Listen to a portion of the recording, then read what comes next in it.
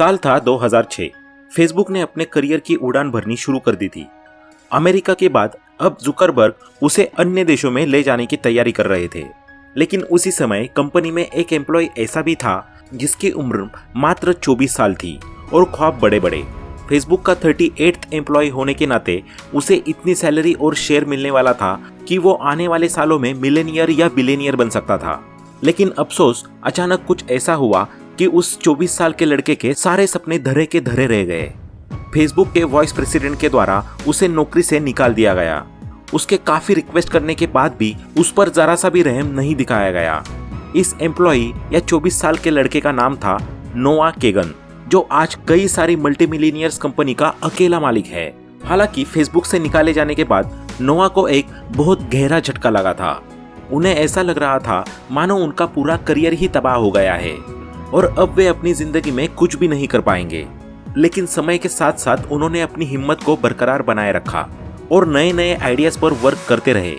अपने इन्हीं एक्सपीरियंस और कुछ कर गुजरने के पैशन के दम पर उन्होंने एक ऐसा तरीका इन्वेंट कर लिया है जिसके थ्रू मात्र 48 आवर्स में $1 मिलियन से भी ऊपर का बिजनेस खड़ा किया जा सकता है।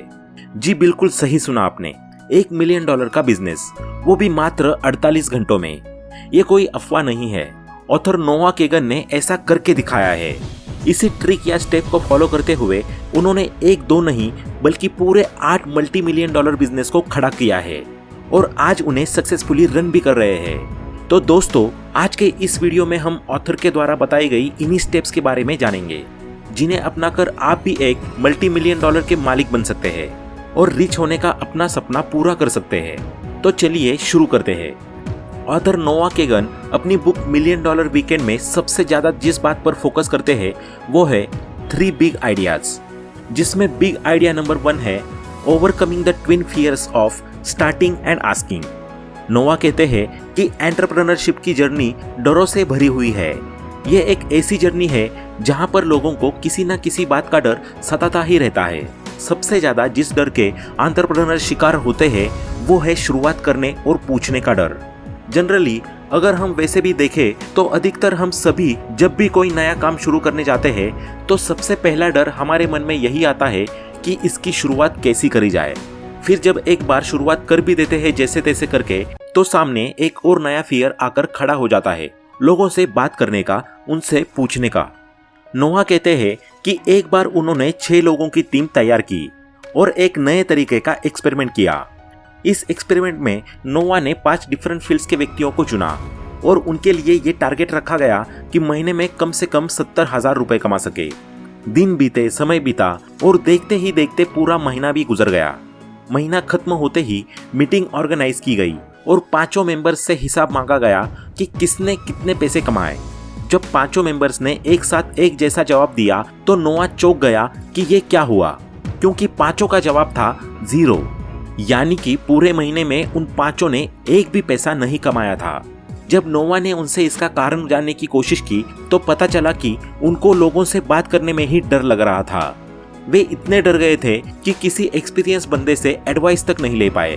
नोआ समझ गए कि एंटरप्रेन्योरशिप की जर्नी में सबसे पहला और सबसे बड़ा रोग है, वो है फियर ऑफ आस्किंग। ज्यादातर लोग बिजनेस इसीलिए नहीं कर पाते कि या तो वे लोगों से इंटरेक्ट ही नहीं कर पाते या फिर उन्हें अपना प्रोडक्ट बेचते समय लोगों से कुछ भी पूछते समय शर्म महसूस होती है। इसलिए बेहतर यही है अपने अंदर से इस डर को खत्म कीजिए, तभी किसी भी फील्ड में सक्सेसफुल बना जा सकता है। अपने से एक्सपीरियंस्ड और बेहतर लोगों से एडवाइस लीजिए, उनसे करियर से रिलेटेड क्वेश्चंस पूछिए, तभी तो आप उस रिलेटेड फील्ड के बारे में ज्यादा से ज्यादा जान पाएंगे और बिना डरे अपना खुद का बिजनेस खड़ा कर पाएंगे। इससे जुड़ी एक और कहानी का जिक्र नोआ अपनी किताब में करते हैं। वे बताते हैं कि जब वे बहुत कम उम्र के थे तो उनकी पूरी फैमिली इजराइल से माइग्रेट होकर यूएस से शिफ्ट हो गई थी। शुरुआत में उनकी फैमिली को काफी ज्यादा फाइनेंशियल क्राइसिस का सामना करना पड़ा, लेकिन फिर उनके फादर को एक जेरोक्स मशीन कंपनी में सेल्समैन की जॉब मिल गई। नोआ देखते रहते थे कि कैसे बिना अच्छी इंग्लिश जाने भी उनके पिता लोगों से पूछने और बात करने में पीछे नहीं हटते थे। वे अपने प्रोडक्ट को बेचने में अपना जी जान लगा देते थे।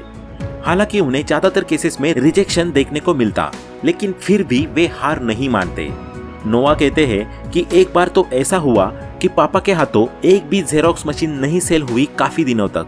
लेकिन इसके बावजूद भी वे उदास नहीं हुए और एक दिन उन्होंने एक साथ 2 जेरोक्स मशीन्स की सेल कर दी और शाम को काम से आकर नोआ के साथ अपनी इस छोटी सी विक्ट्री को बड़े ही अच्छे से सेलिब्रेट किया। हालांकि नोआ कहते हैं कि तब उन्हें ये बात कतई रास न आई। उन्होंने अपने फादर से पूछ ही लिया, पापा आपको तो रोज रोज रिजेक्शन फेस करना पड़ रहा है, फिर भी आप मात्र 2 जेरोक्स मशीन बेचकर सेलिब्रेट कर रहे हैं। इस पर उनके पिता बोले कि देखो नोआ, रिजेक्शन हमारी लाइफ का बहुत बड़ा हिस्सा है और हमें जीवन में सबसे ज्यादा यही देखने को मिलेंगे। अगर हम इनसे हार मानकर बैठ जाएंगे तो जो इनके बाद आने वाली सक्सेस है उस तक तो हम कभी भी नहीं पहुंच पाएंगे। वैसे भी इस दुनिया में सभी प्रकार के लोग हैं। कुछ है जो पास जाने पर तुम्हें गाली देंगे, तो कुछ तुम्हें ऐसे भी मिलेंगे जो तुम्हारी जर्नी में तुम्हारी बहुत ज्यादा हेल्प करेंगे। अब इन्हें पहचानोगे कैसे? तो उसका सिर्फ एक ही तरीका है, उनसे बात करके, उनसे पूछकर। बाकी रिजेक्शन से भागो मत, उन्हें अपनी लाइफ का हिस्सा बनाओ। जैसे मैंने इस मंथ टारगेट बनाया है कि कम से कम 100 टाइम्स रिजेक्ट तो होना ही होना है। बस यहाँ से ऑथर को समझ में आ गया कि फियर ऑफ आस्किंग से ही जुड़ा हुआ है फियर ऑफ रिजेक्शन। अधिकतर लोग दूसरों से किसी भी बारे में पूछने के लिए इसलिए डरते हैं क्योंकि उन्हें रिजेक्ट होने से डर लगता है। उनके मन में ये डर बैठा हुआ है कि सामने वाला व्यक्ति कहीं उन्हें सबके सामने रिजेक्ट न कर दे, ऐसे तो उनकी बेइज्जती हो जाएगी। अपने इसी डर को दूर करने के लिए पिता की तरह ऑथर ने भी रिजेक्शन को अपनी लाइफ का हिस्सा बना लिया। इवन आज मल्टी मिलियनियर बनने के बाद भी नोआ स्ट्रीट्स पर जाकर लोगों से बातचीत करते रहते हैं, भले ही लोग उन्हें कितना भी उल्टा सीधा क्यों न बोले। अब आते हैं हम बिग आइडिया नंबर 2 पर, जो है don't spend a dime until you have validated customers will pay. इस आइडिया को नोआ की लाइफ स्टोरी के थ्रू समझने की कोशिश करते हैं। नोआ बताते हैं कि एक बार अमेरिका में ऐसा दौर आया जब फैंटेसी स्पोर्ट्स की मार्केट अपने बूम पर थी। जहां देखो वहां लोग फैंटेसी स्पोर्ट में घंटों बिता रहे थे। यहां से उन्हें एक आइडिया आया कि क्यों ना एक ऐप बनाया जाए और इस पीक टाइम को एक अपॉर्चुनिटी में तब्दील कर लिया जाए। उन्होंने जल्दी जल्दी अपनी एक टीम बनाई और बेटरकेट नाम से एक फैंटेसी स्पोर्ट्स की ऐप बना डाली। अगले 6 महीने तक उनकी टीम इस ऐप पर वर्क करती रही, जिसमें नोआ ने कम से कम 1 करोड़ रुपए खर्च कर दिए। इसके अलावा 10 लाख रुपए नोआ के वकील ने ले लिए, जिसने कोर्ट में ये प्रूव किया कि फैंटेसी स्पोर्ट गैम्बलिंग की तरह क्राइम नहीं है।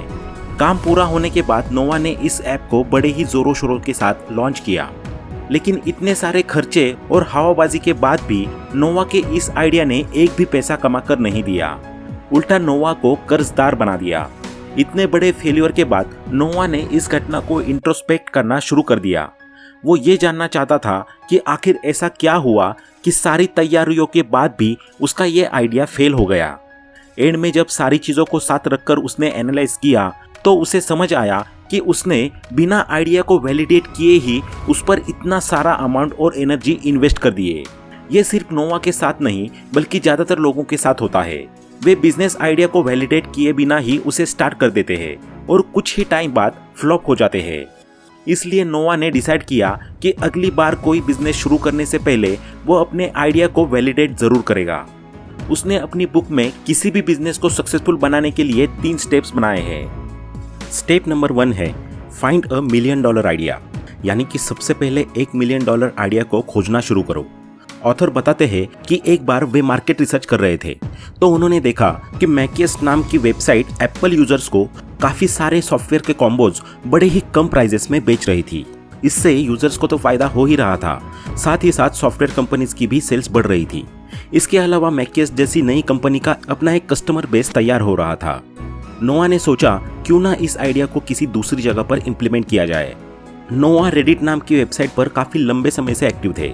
उन्होंने देखा कि रेडिट के ज़्यादातर यूजर्स अपनी प्रोफाइल से मीम्स शेयर करते हैं और इसके लिए वे सभी इमग्योर से पिक्चर उठाते हैं। उनके दिमाग में एक आइडिया आया, क्यों ना 200 रेडिट यूजर्स को इमग्योर का सब्सक्रिप्शन दिया जाए, वो भी एक बड़े डिस्काउंट के साथ। इसके लिए उन्होंने इमग्योर के फाउंडर से बात की कि वे उनके 200 सब्सक्रिप्शन खरीदकर लोगों को गिफ्ट करना चाहते हैं। जब इमग्योर के फाउंडर मान गए तो उन्होंने रेडिट के सीईओ से बात की कि वे उनके 200 यूजर्स को इमग्योर का सब्सक्रिप्शन देना चाहते हैं, वो भी डिस्काउंट पर। 2-4 मेल करने के बाद रेडिट के सीईओ भी इस बात के लिए मान गए, लेकिन बदले में नोआ ने रेडिट के साथ ये शर्त रखी कि वे उसकी वेबसाइट का प्रमोशन करेंगे। एंड में जब दोनों पार्टीज के साथ डील डन हो गई तो नोआ ने अपना सेकंड स्टेप उठाया, जो था spend minimum and make your basic product. नोआ ने 700 रुपए घंटे पर एक पाकिस्तानी डेवलपर को हायर किया और अपनी एक वेबसाइट डेवलप करवा ली, जिसका नाम उसने रखा appsumo.com। इस वेबसाइट को मात्र 4 घंटों के अंदर डेवलप किया गया। अब नोआ का फोकस था कि कैसे भी इसे लोगों को सेल किया जाए, यानी कि ये आइडिया वैलिडेट हो जाए और उन्हें पता लग जाए कि लोग इस पर अपना पैसा खर्च करेंगे कि नहीं। अगले कुछ घंटों में जैसे ही रेडिट ने AppSumo की ऐड चलाना शुरू किया, नोआ ने एम्योर का सब्सक्रिप्शन बेचना शुरू कर दिया और आलम यह रहा कि 48 घंटे होने से पहले ही पूरे 200 के 200 सब्सक्रिप्शन नोआ ने सक्सेसफुली सेल कर दिए। अब यहाँ से बारी आई स्टेप नंबर 3 की, ग्रो योर आइडिया। यानी कि अब जब आइडिया वैलिडेट हो गया और 48 घंटे के अंदर लोगों ने उस पर अपना पैसा भी खर्च करना शुरू कर दिया, तो अब किया क्या जाए। ऑथर नोआ केगन कहते हैं कि अब अपने आइडिया को और ग्रो किया जाए ताकि वह अब आइडिया से एक सक्सेसफुल बिजनेस बन सके। ऑथर ने कुछ ऐसा ही किया और 2010 में $50 से शुरू हुए इस आइडिया को आज 500 करोड़ की कंपनी बनाकर खड़ा कर दिया। इसे ग्रो करने के लिए उन्होंने सोशल मीडिया का भरपूर उपयोग किया। उन्होंने इंस्टाग्राम से लेकर ट्विटर तक सब कुछ ट्राई किया, लेकिन जिस ऐप ने उन्हें सक्सेस दिलाई वो था यूट्यूब। इसलिए वे अक्सर कहते हैं टिकटॉक पर 1 मिलियन फॉलोअर से अच्छा है यूट्यूब पर 1 लाख सब्सक्राइबर होना, और यूट्यूब के 1 लाख सब्सक्राइबर से अच्छा है 10,000 ईमेल की लिस्ट आपके पास होना। नोआ अपनी बुक में इसके अलावा बिग आइडिया नंबर 3 की भी बात करते हैं, जो है is your business A vitamin और अ पेन किलर। नोआ कहते हैं कि अधिकतर बिजनेस आइडियाज इसलिए फेल हो जाते हैं क्योंकि वे विटामिन की तरह होते हैं, मतलब वो कस्टमर के लिए अच्छे तो होते हैं लेकिन तुरंत कोई रिएक्शन नहीं दिखते, जिसकी वजह से उनकी सेल्स न के बराबर होती है। नोआ का कहना है कि आपका बिजनेस पेन किलर की तरह होना चाहिए, कस्टमर के ऊपर तुरंत असर दिखाए, जिससे अगली बार आपको प्रचार न करना पड़े बल्कि वो अपने मुंह से आपके प्रोडक्ट को बार बार मांगे। तो दोस्तों, इस वीडियो में इतना ही। आशा करता हूं कि आपको इस वीडियो से काफी कुछ सीखने को मिला होगा। अगर आपको ये वीडियो पसंद आई हो तो वीडियो को लाइक करें, अपने दोस्तों के साथ शेयर करें और ऐसे ही वैल्यूएबल वीडियोस को देखने के लिए चैनल को सब्सक्राइब करना ना भूलें। Thanks for watching.